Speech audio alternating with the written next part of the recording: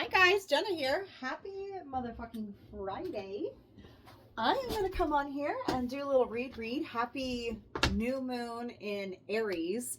It's like, there's like some huge stellium something, whatever in the fuck going on right now. There's literally 7 planets in Aries. And like, I'm not an astrologer, but there's some ones that can tend to be a little bit rougher, like Chiron.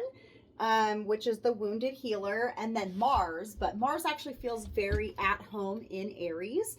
But anyways, nonetheless, there's Saturn, there's, I believe, Neptune. Saturn, it can kind of bring a finality to things, so kind of like final endings, startings, real big fucking moves. Neptune, and Uranus, I believe are both on there too. But anyways, those can almost add like an era of like confusion. And the Mars in Aries is very at home. So he's just like a very wants to jump forward. So now is the time to like make big moves. And that's the energy. Like if you feel like you have always wanted to stop something, or you've always wanted to start something, like now is the time to kind of rework through everything. And we had a lot of stuff that we had recently just been hanging out in Pisces for quite some time, which Pisces is a very like dreamy sign. So it does help us do a lot of the shadow work and kind of clear things up out of the way. So when we hit this Aries energy, we can just fucking hit the ground running. And some people are probably very comfortable in this energy, fire signs, especially if you have any good prominent Aries placements. Me personally, I have an Aries rising, and your rising is actually one of your biggest signs. I know that they say it's your 3. Most people go off their sun sign, but you also have your rising sign and you have your moon sign, right? Those are like your big 3. I would argue that it should be the big 4 and your Venus should be in there too, but you know, that's here nor there. So anyways, the energy though is very like things are moving forward. So you need to get really clear on what it is you want to do and just steadfast forward into that. So I'm going to do a read today for the Aries new moon from the Crystal Grid Oracle by Nicola McIntosh. I actually really like this deck. Just some housekeeping things though that I would like to address with everybody. So I've had some recent changes to my schedule and the offerings that I'm going to be offering. So if you are looking to get any personal readings or anything like that, it's still going to be in the same location. You can go hit up my Hipsy or whatever.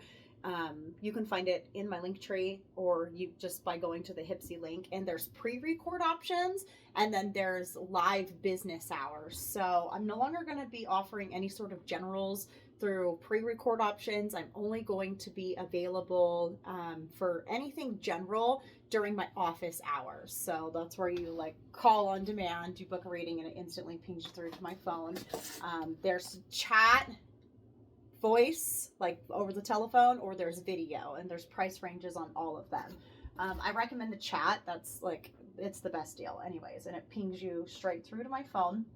As far as the pre-record options, I am, speaking of big moves, I am unveiling my 2nd edition of my Healing the Chakras deck.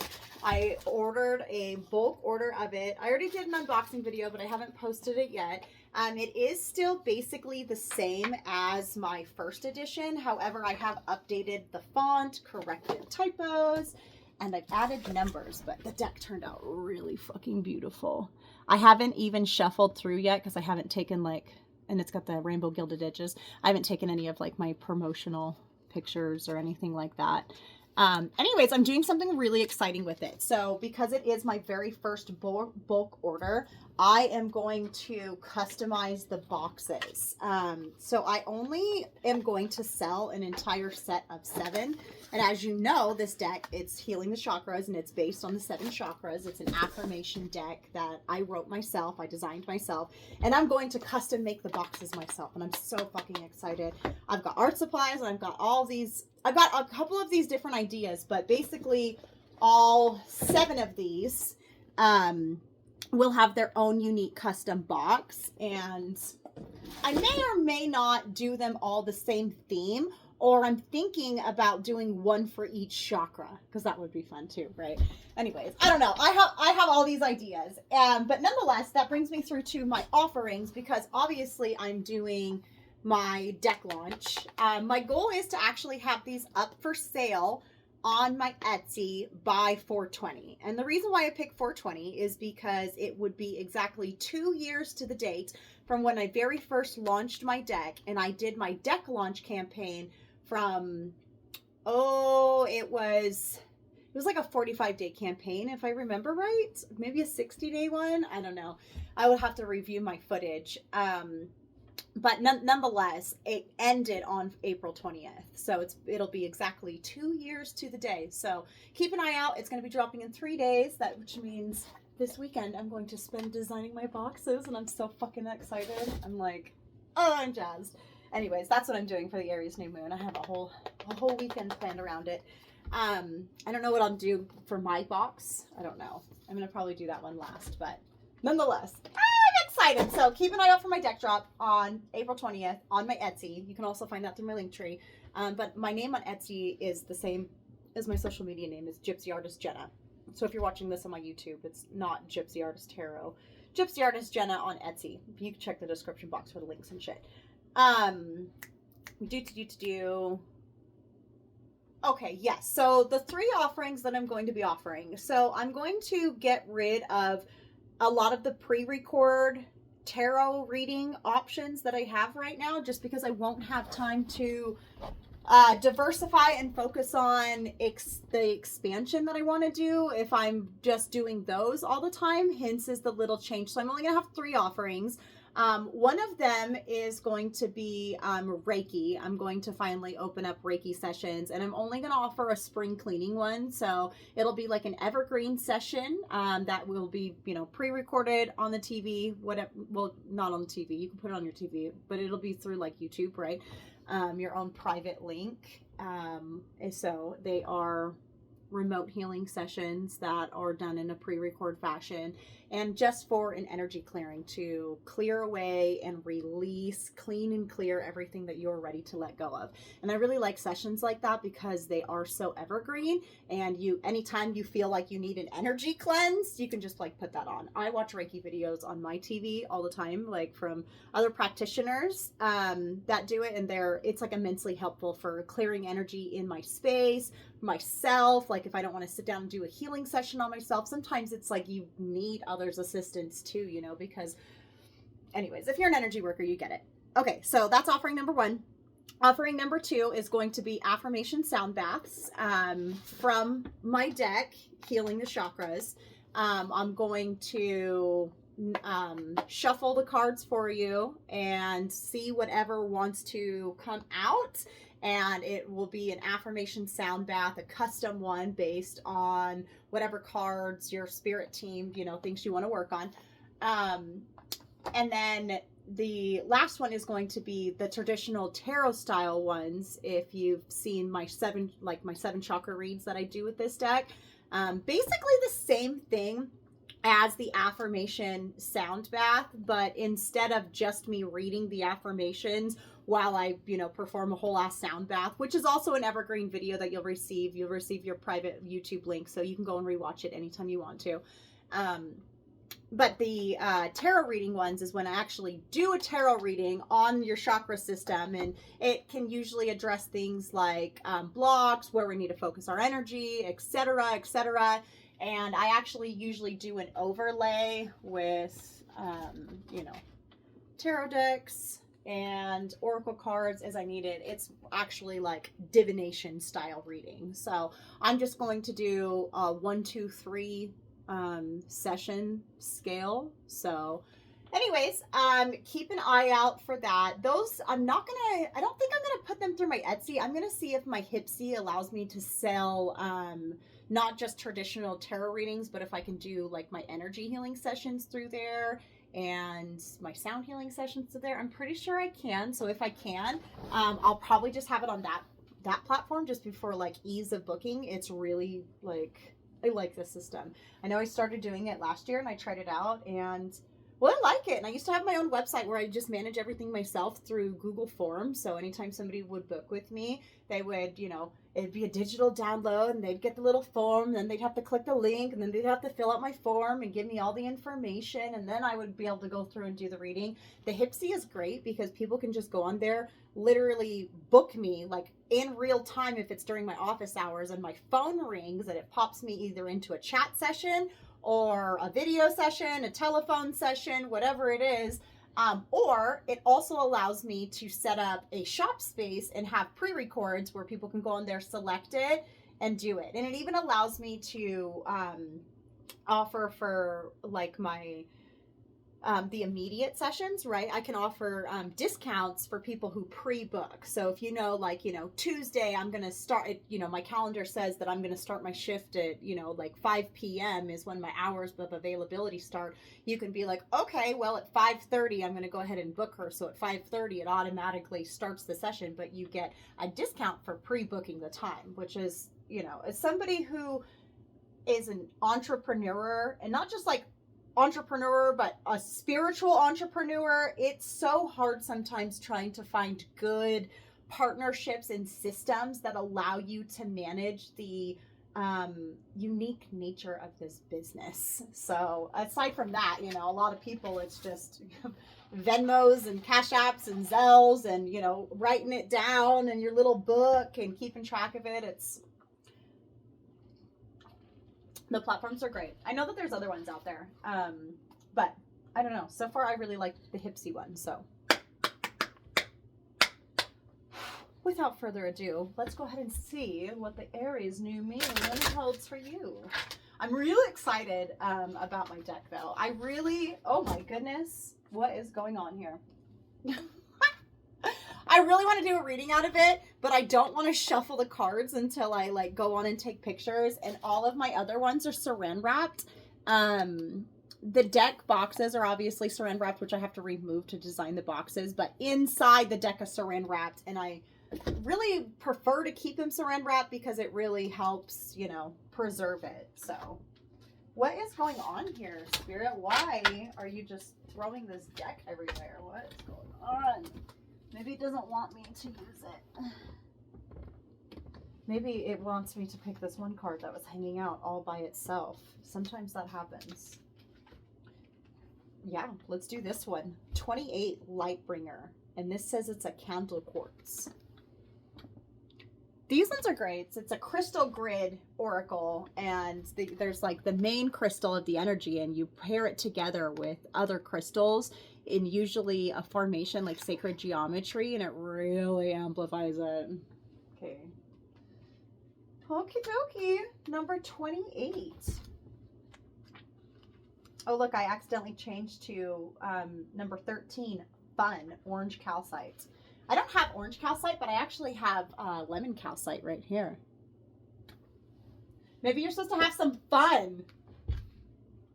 Some fun for this Aries new moon. I would encourage everybody to have fun though, like, and especially if it's something, you know, I was talking about, there's a lot of, the energy is just, it's fucking prime for starting shit. It's prime for just like opening up new roads. So if you're anybody who does any sort of ritual work, road openers for surely, manifestation, it's also a new moon, right? But it's like a really fucking potent Pa-Pow, you know, like anything with fire, okay, like candle work or anything like that, really good for tonight. It's not necessarily like a release and, you know, whatever. That's more like full moon work. Although, you know, salt baths and stuff like that, really good. Cleanse the energy, be all fresh and new, you know what I'm saying? Anyways, it just, starting new stuff. Pa-Pow. Pa-Pow. Okay, Lightbringer, candle quartz. Lightbringer, soul purpose, earth healing, candle quartz, and quartz. Candle quartz is a light bringer. You have a soul purpose and you are here to help heal the earth. At times you feel like your light is not shining bright, but other times you feel so bright that you illuminate everything everywhere you go. The role of a light worker is at times very tough, and sometimes we wonder why we ever decided to come to earth. Keep your chin up and keep pushing forward. You may feel that you aren't really doing much, but know that your purpose is great. Go forth knowing that every action, whether big or small, is making a difference. You are on the right track. Keep up the good work and continue to shine light so that others may find their way. Candle quartz is a beautiful crystal to meditate with to bring light to a situation. You may want it to see into the darkest places of yourself, find your soul purpose, or find more clarity on your current life path. It is a very gentle quartz when used this way. If you can't find your own light, draw on the qualities of this card/crystal. You can also use candle quartz to call on your guides and totem animals. They are present on your soul journey and will always remind you that you are not alone. Call on candle quartz when you need help lighting the way for not only yourself, but for others as well. Yeah, and honestly, I just want to touch on the whole concept of light workers in general. Oh, we've got this other one hanging out over here. It says Nature Cycles, Malachite Pentagram, and then this cleanse one. So maybe it is something that you do want to cleanse. You want to go with Nature Cycles, okay, spring cleaning. You know what I'm saying? Fresh and new, and a new rejuvenated light. So anyway, so the concept of being a light worker, right? There's, you know, a lot of different theories and thoughts and emotions and feelings around it. But I actually think personally that there's many different categories of light workers. You've got your traditional light workers, the ones who are fucking, you know, the bubbly bitches, light and love for everyone, and like the happy hippies, and oh my goodness, let's smile at everyone and just make this world a better place just by shining so bright. Okay, love you guys. You guys are the best. Okay, and then you have people who are, those are like the light bringers, right? They bring the light. They lighten up the darkest places. They brighten up people's days. And then you have like light bearers, almost like lighthouses. These are the light workers that are showing the way by just shining so bright and being such a stable force, like a lighthouse. They can guide in many ships, right? Then you got ones like me. I personally identify as like a gray worker because I have in my life had to deal with a lot of darkness, a lot of like really awful shit. Okay, and it's through those that, you know, I can, like that card was talking about, going down to the depths of my soul to find, you know, soul purposes and stuff like that by working through some of the just the drudgery do.